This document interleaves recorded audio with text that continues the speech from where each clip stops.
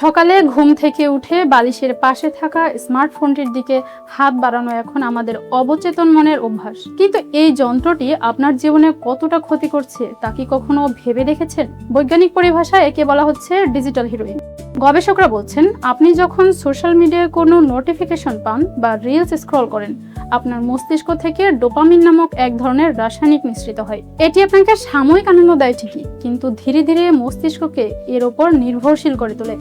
বিশেষ করে রাতের বেলা স্মার্টফোনের নীল আলো বা ব্লু লাইট শরীরের মেলাটোনিন হরমোন উৎপাদন বন্ধ করে দেয়। এর ফলে আপনার গভীর ঘুম বাধাগ্রস্ত হয়। পর্যাপ্ত ঘুম না হওয়া আপনার ব্রেনের প্রিফ্রন্টাল কর্টেক্সের কার্যক্ষমতা কমিয়ে দেয়, যা মানুষের সিদ্ধান্ত নেওয়ার ক্ষমতা এবং আবেগ নিয়ন্ত্রণ করে।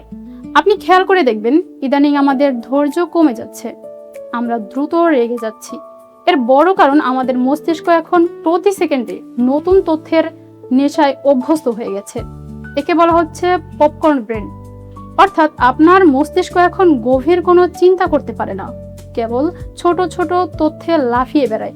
সিলিকন ভ্যালির টেক জায়ান্টরা তাদের সন্তানদের স্মার্টফোন থেকে দূরে রাখে, কারণ তারা জানে এই ডিভাইসগুলো মানুষের নিউরনকে কিভাবে পঙ্গু করে দেয়। দিনে অন্তত 2 ঘন্টা ফোন থেকে সম্পূর্ণ বিচ্ছিন্ন থাকার অভ্যাস কি আপনি শুরু করতে পারবেন?